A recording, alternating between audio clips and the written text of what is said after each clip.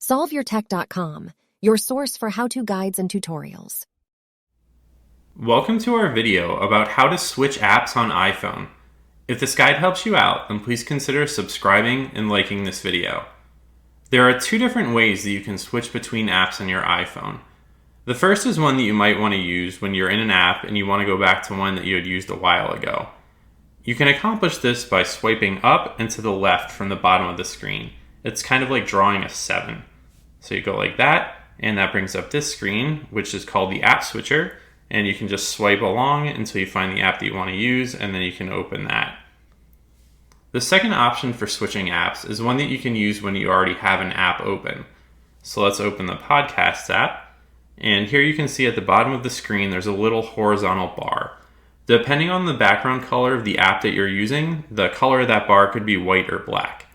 But you can use this bar by swiping to the right, and that'll take you back to the app that you'd been using before, or you can swipe to the left, and that can switch between apps as well.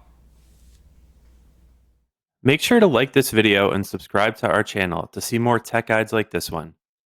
For additional information on this topic and to read the entire article, click the link in the description to visit solveyourtech.com.